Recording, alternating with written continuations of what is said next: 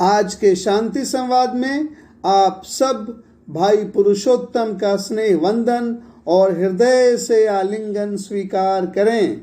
आइए अब हम सब राम राज की स्थापना कैसे हो इस विषय पर आधारित राम राज संवाद को आगे बढ़ाते हैं।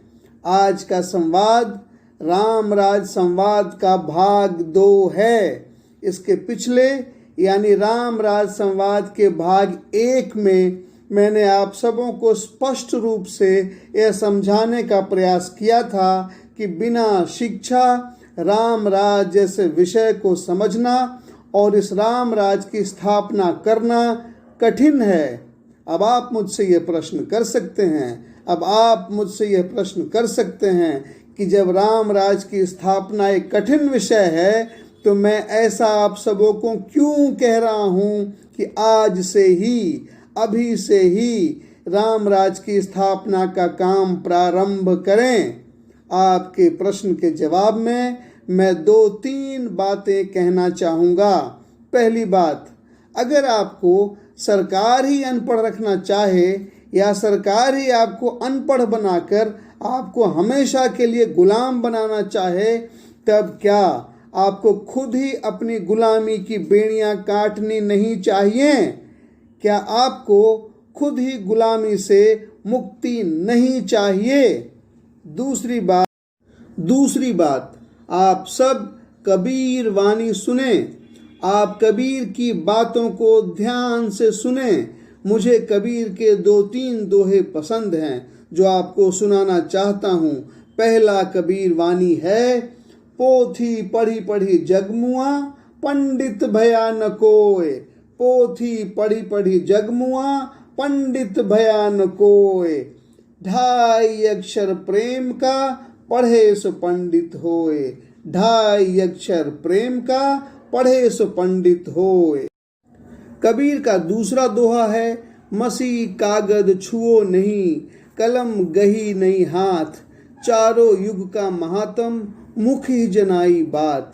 कबीर कहना चाहते हैं कि मैंने कागज या किताब कभी छुआ नहीं, कलम कभी पकड़ा नहीं, तब भी चारों युग का महात्म यानी सतयुग, त्रेता, द्वापर, कलयुग का महात्म मुख ही जनाई बात सुन करके ही समझ गया। कबीर का तीसरा दोहा है, जाति पाति पूछे नहीं कोई, जाति पाति पूछे नहीं कोई, हरि को भजे सो हरि का होई, हरि को भजे सो हरि का होई। अब तुलसीदास जी के भी 2-3 दोहे ध्यान से सुने। तुलसीदास जी लिखते हैं, जड़ चेतन जग जीव जत सकल राम मैं जानी।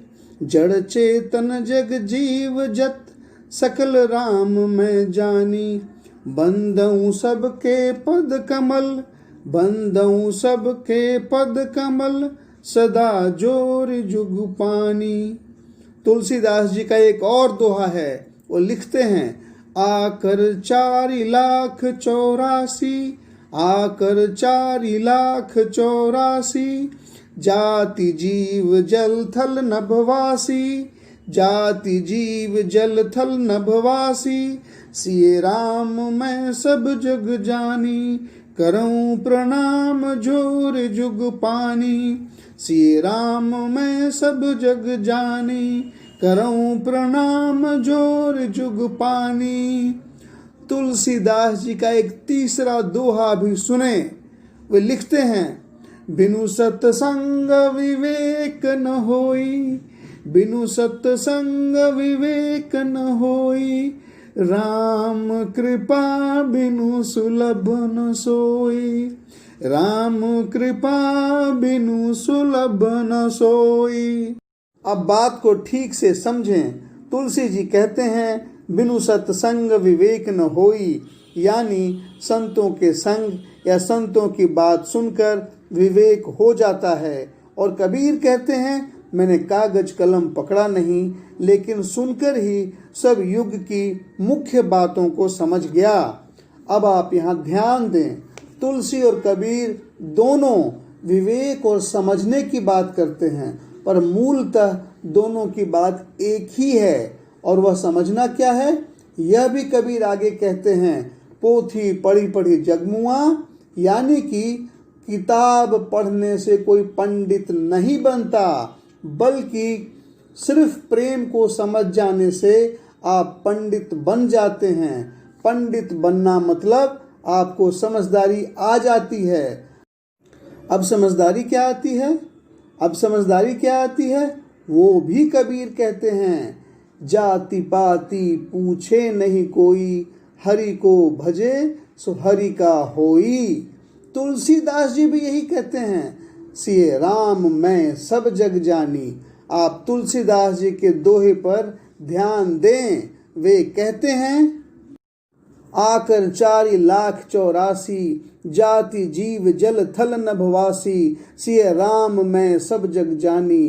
तुलसीदास जी का तो मतलब और भी स्पष्ट है, बिल्कुल साफ है। वो कहते हैं 84 लाख योनियों में जो भी जीव जल पृथ्वी और आकाश में रहते हैं, उन सब से भरे हुए इस सारे जगत को वह श्री सीता राम में जानकर अपने दोनों हाथ जोड़कर प्रणाम करते हैं।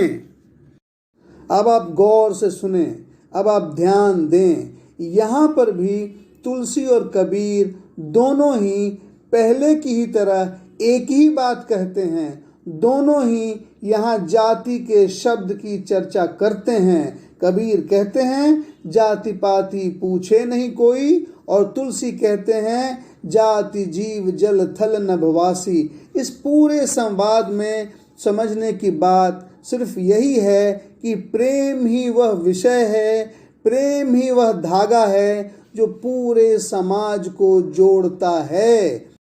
जैसे मकान बनाते वक्त कोई भी ईंट को आप बिना सीमेंट के जोड़ नहीं सकते, उसी तरह समाज को भी आप बिना प्रेम के जोड़ नहीं सकते। पर आजकल की सरकारें कर क्या रही हैं? सरकारें समाज में प्रेम का बीज नहीं बो रही, बल्कि सरकारें तो धर्म और जाति के आधार पर घृणा फैलाकर, वोटों का बंटवारा करवाकर कुर्सी पर कब्जा करना चाहती हैं। इस तरह तो सरकार ही समाज में जहर का बीज बो रही है, जिससे समाज बंट जाए। पहले भारत में मुगलों ने यही किया। अकबर ने मान सिंह और राणा प्रताप के बीच युद्ध करवाया। अंग्रेजों ने भी यही किया था। जब 1857 में हिंदू और मुसलमान दोनों मिलकर अंग्रेजों से लड़े, तभी से अंग्रेजों ने हिंदू और मुसलमान दोनों को अलग करने की नीति प्रारंभ कर दी। अंग्रेजों की इसी नीति की वजह से हिंदुस्तान और पाकिस्तान का बंटवारा हुआ। इस बंटवारे की वजह से लाखों हिंदू और मुसलमानों की हत्याएं हुई। इसलिए मेरा मानना है कि लड़ने वाले और हत्या करने वाले से कई गुना ज्यादा दोषी तो सरकार है, जो भेदभाव करने वाले और जाति तथा धर्म में बांटने वाली नीतियां बनाती है। आज़ादी के बाद धर्म और जाति में भेदभाव करने वाली नीति बदलनी चाहिए थी, पर अब तो सरकारें जानबूझकर जाति और धर्म में बांटने वाली नीतियां बनाती हैं, ताकि वोटों का बंटवारा करके कुर्सी पर कब्जा बरकरार रखा जाए। आजकल की सरकार और राम राज में यही मुख्य अंतर है। आजकल की सरकार और राम राज में यही मुख्य अंतर है। राम राज का आधार प्रेम था, आजकल की सरकार का आधार घृणा है। राम राज का आधार समाज को जोड़ना था, आजकल की सरकार का आधार समाज को तोड़ना है। राम राज का आधार जातियों में भेदभाव नहीं था, आजकल की सरकार का आधार जातियों के बीच और धर्मों के बीच भेदभाव पैदा करना है। आजकल की सरकार का आधार जातियों के बीच और धर्मों के बीच भेदभाव पैदा करना है। आप राम जी के जीवन को ध्यान से देखें। आप राम जी के जीवन को ध्यान से देखें, उनके जीवन के हर प्रसंग में प्रेम ही प्रेम दिखता है। राम जी का अपने पिता से प्रेम, राम जी का अपने माता से प्रेम, राम जी का अपने भाइयों से प्रेम, राम जी का निषाद राज से प्रेम, राम जी का केवट से प्रेम, राम जी का हनुमान जी, सुग्रीव जी, जामवंत जी, अंगद जी और विभीषण जी से प्रेम। आपको हर रिश्ते में प्रेम ही प्रेम का दर्शन होगा। इतना ही नहीं, भगवान राम जी माता शबरी के आश्रम जाते हैं और वहाँ माता शबरी के जूठे बेर खाते हैं।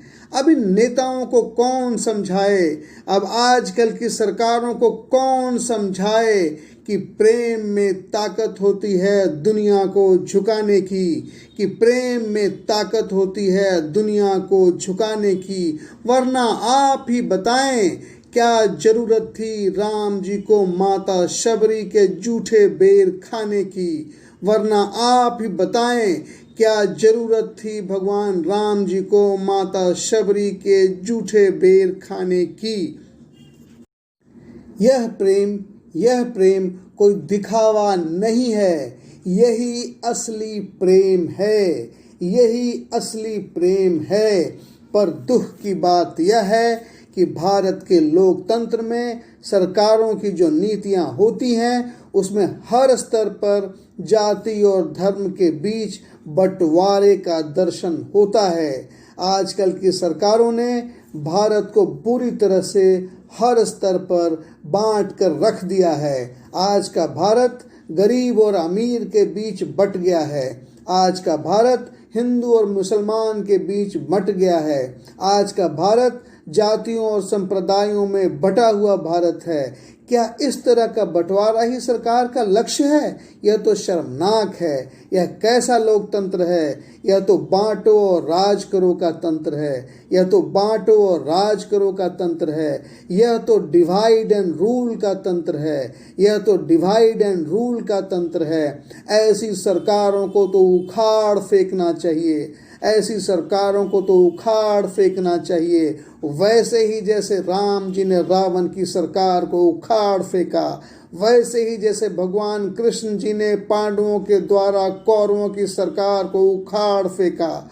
जिन सरकारों की नीतियों में ही भेदभाव हो, उन सरकारों का कुर्सी पर टिके रहने का औचित्य ही क्या है। इसलिए मेरा मानना है कि भारत में जब तक सरकारें राम राज के नीतियों के आधार पर नहीं चलती, तब तक हर सरकार के खिलाफ विरोध का शंखनाद होना ही चाहिए। क्योंकि जो व्यवस्था लोगों की व्यथा को दूर न कर पाए, क्योंकि जो व्यवस्था लोगों की व्यथा को दूर न कर पाए, उस व्यवस्था का बरकरार रहना तो समाज के हित में है ही नहीं। आप ही बताएं, जो लोकतंत्र समाज को बांट कर टिका रहे, वह कैसा लोकतंत्र है? आज का यह संवाद भी लंबा हो रहा है, अतः आप सबों से प्रार्थना है कि हमारे और आपके बीच राम राज की स्थापना का यह संवाद भी जारी रहे। इसलिए इसी विषय पर आधारित भाग 3, भाग 4, भाग 5 या अन्य जितने भी भाग इस विषय पर आएं, उसे जरूर सुने। आज आप सबों से इतना ही बात करके अब मैं अपने शांति संवाद को यहीं पे विराम देता हूँ। भाई पुरुषोत्तम का आप सभी स्नेहीजनों को स्नेह वंदन और हृदय से आलिंगन।